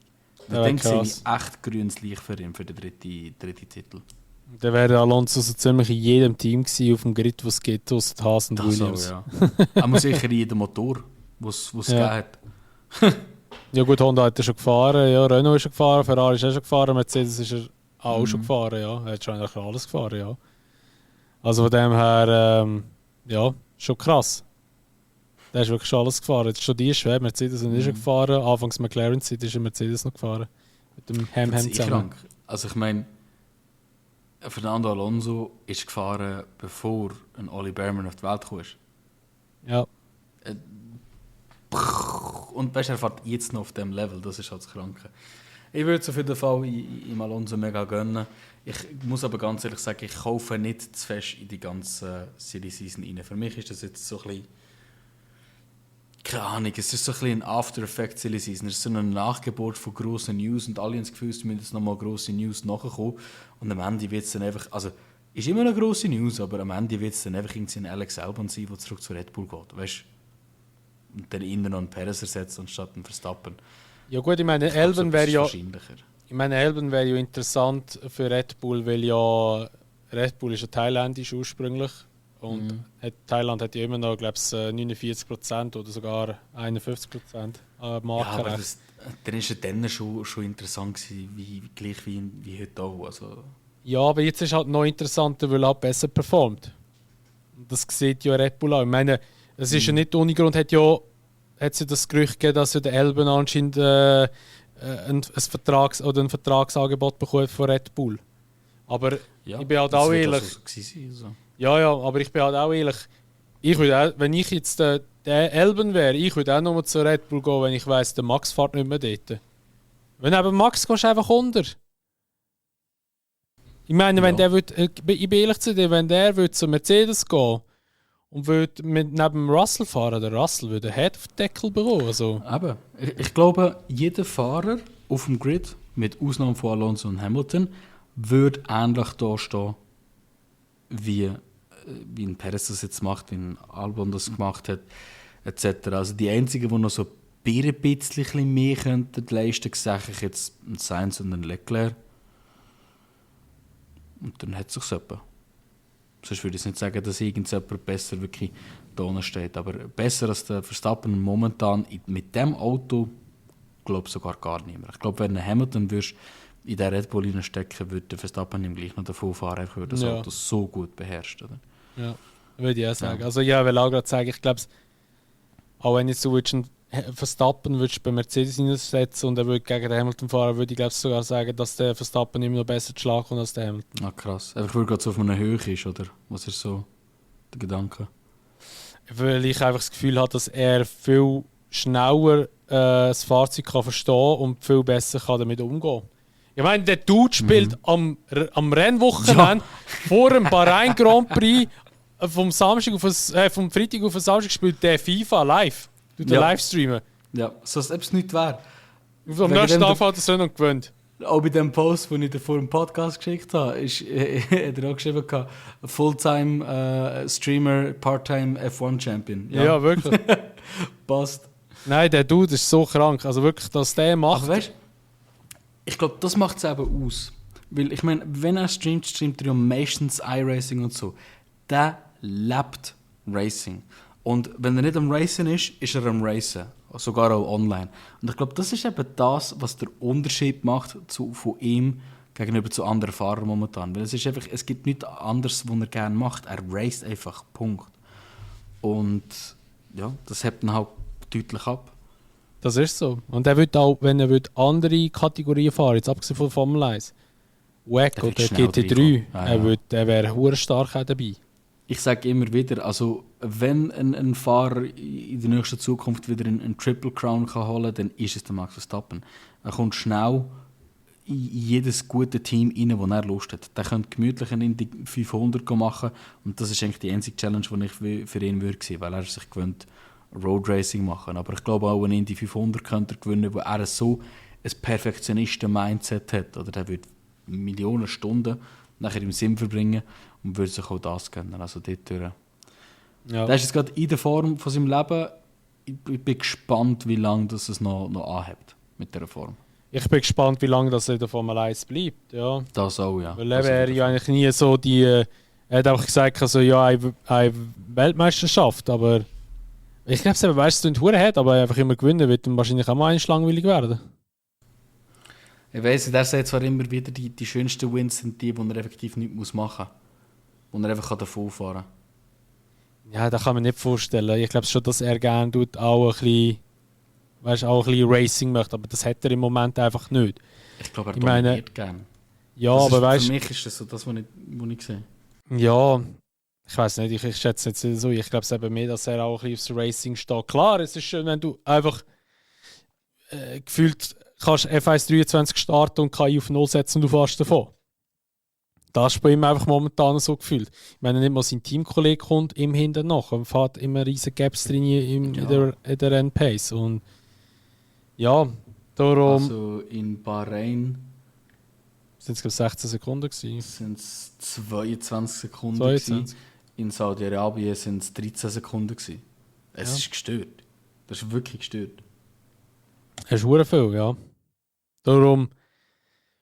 Ja, ich weiß nicht. Also ich kann mir gut vorstellen, dass es dann vielleicht auch mal einfach ein bisschen langweilig wird plötzlich und dass er sagt ja selber, dass GT3 und so ihm auch verdammt Spass macht und es eben auch sehr anspruchsvoll sei. Ich kann mir vorstellen, dass er plötzlich mal sagt, so, er macht jetzt mal ein Jahr das oder zwei. Ja, das ist auf jeden Fall. Oder dass er einfach wirklich ganz da sein. Ja. Er hat schon alles erreicht und alles, was du jetzt noch machen kannst, ist alte Rekorde nachjagen. Und ich meine, die Rekorde sind mittlerweile auch so hoch, dass du dich mindestens noch 7 Jahre müsstest committen. Oder? Und das ist so ein bisschen, bah. Und dann müsstest du in diesen 7 Jahren wirklich auch wieder alles reissen. I don't know. Ja. Gut, jetzt hat er ja 3 also eigentlich respektive 2, müsste also noch 6 WM-Titel holen. Nein, 5 WM-Titel holen, dass er eigentlich könnte im Schumi sein, sprich im Hampton sein Dings übertrumpfen. Ja, 5 Jahre ist halt schon lang, gell? In 5 Jahren kann viel passieren. Vielleicht kommt er ja als Kind über.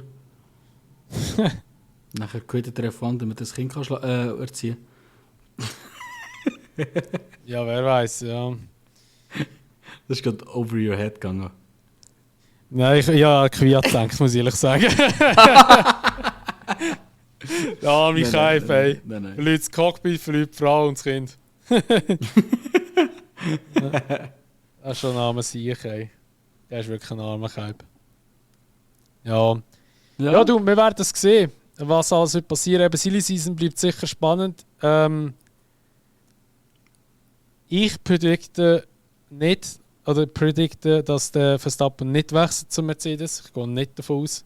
Glaube ich im Fall, by the way. Würde ich es nämlich nicht gesagt haben. Nur gefragt, was du meinst. Ich sehe eher einen Alonso bei Mercedes. Oder ein Alex Albon, der von Williams weggenommen wird und dann kriegt dafür Williams ein bisschen aktuellere Teile noch. Getriebe, whatever. Oder weiss ich was alles. Ja. Das könnte ich mir auch eher vorstellen, weil ein Kimi Antonelli sind ins nächste Jahr noch nicht bei Mercedes. Nein.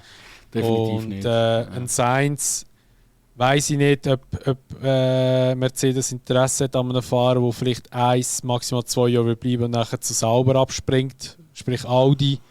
Weil ich glaube, der Sitz hat er ziemlich sicher dort, weil so wie ich es inzwischen aus einem Interview oder so intern irgendetwas gehört habe, ist der Seidel gar nicht zufrieden mit dem Valtteri.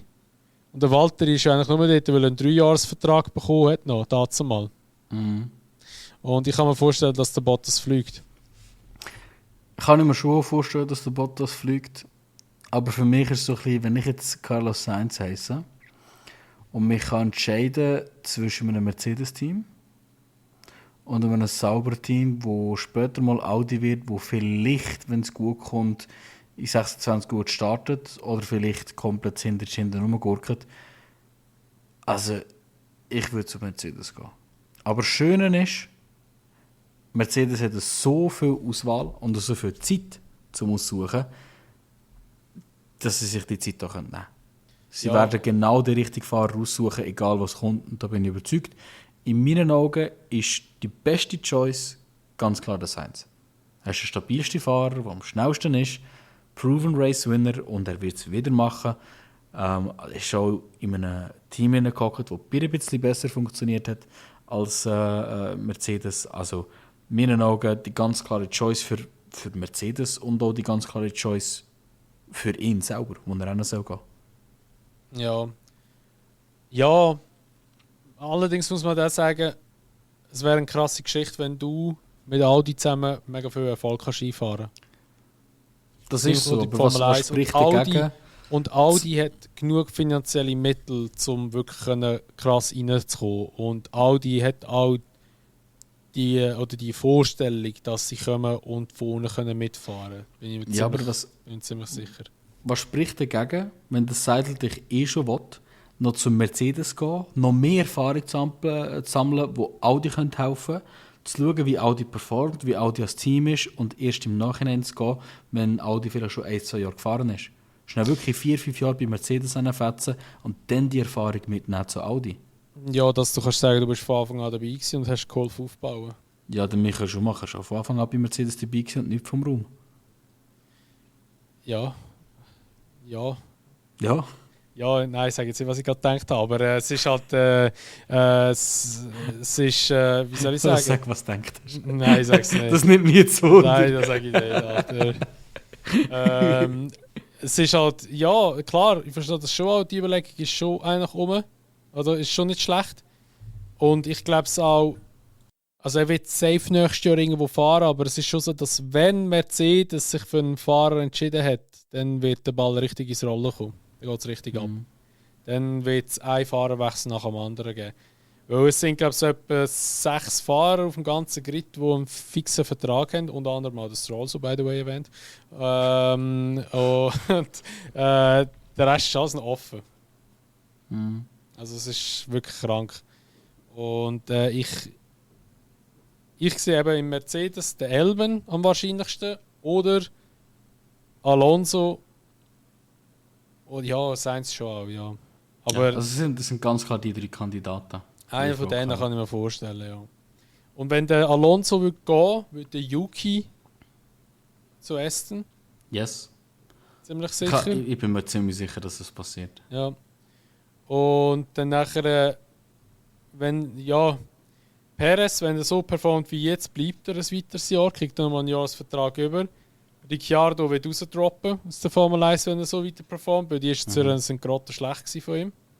Ich meine, beim ersten Rennen ist er auch nur vom Yuki gelandet, weil sie ihn vorher gelassen haben. Ja.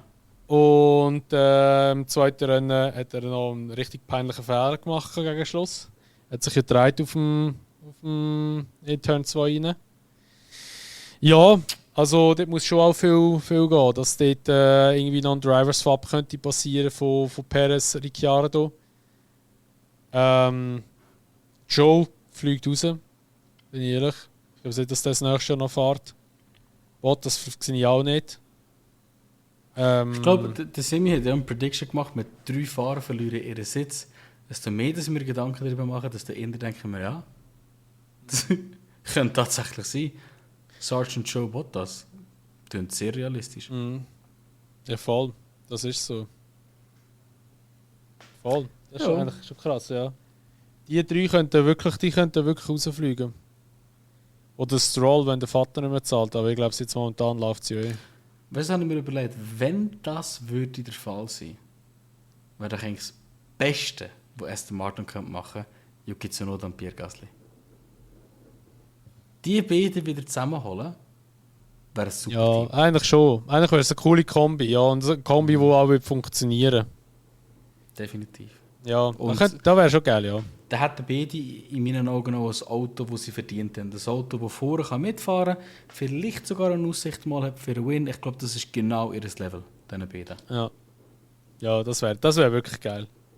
Und ich meine, beide bringen ja schon relativ Erfahrung mit. Also der Gasly sowieso. Ja. Oh, der Yuki, und der Yuki hat inzwischen auch viel Erfahrung. Also von dem her, wieso nicht? Ja, es wäre eigentlich schon noch... Du hast gleich noch 2 junge Fahrer im Verhältnis. Das wäre halt schon noch... Ja. Cool. Vor allem, ich glaube, der Yuki, aber ich sage es immer wieder, ist von seinem reinen Speed her ist es sehr underrated. Yuki ist schon krass. Ich meine, der ist Formel 3, Formel 2 gerade in der Formel 1 reingekommen. Ja, wirklich voll durchgezogen. Ja. Und er ist schon sehr talentiert.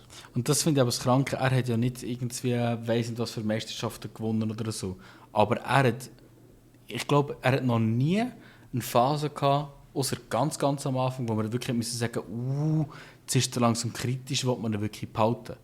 Das war nur ganz am Anfang, wo er ganz viele Crashes noch hatte, sprich Imola und so.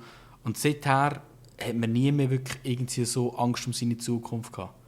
Und das, obwohl er in einem AlphaTauri gehockt ist, der so schnell Fahrerwechsel gemacht hat. Also Chapeau an den Yuki. Ja. Ich habe das Gefühl, dem seine Zukunft wird schon noch ein paar Jahre in der Formel 1 sein, zum Glück. Also ich hoffe es, ja. Ich hoffe es auch. Er passt schon drin, muss man schon sagen, das Ganze.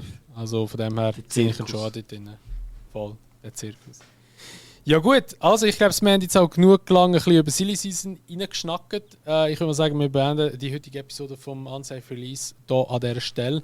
Der nächste Grand Prix ist dann nachher in Australien und der übernächste ist, glaube ich, Japan oder China. Einer von denen, ich weiß gar nicht mehr. Ich glaube, zuerst kommt Japan und nachher China. Jetzt kommen wir zuerst ein bisschen die in Asien, weil ja die Formel 1 endlich mal ein bisschen ökologischer unterwegs ist, was so die Rennstreckenabläufe anbelangt. Ich bin gespannt auf Australien, wie das dort so wird, beziehungsweise Red Bull wird schnell sein. Aber wer wird um P3 auf dem Podest fighten, beziehungsweise in der Fahrerkonstrukteur-Weltmeisterschaft um P3 und Teamkonstrukteur P2. Ja, sorry, es ist einfach spannender als P1, also wir einfach so anerkennen. Aber it is what it is. Und gut, das war's mit der heutigen Episode. Wir bedanken uns recht herzlich, wie immer, dass ihr bis dahin zugelassen habt. Und wir wünschen euch schon mal einen schönen Tag, einen guten Morgen, guten Abend, gute Nacht, wie auch immer. Und hören uns wieder in der nächsten Episode vom Unsafe Release.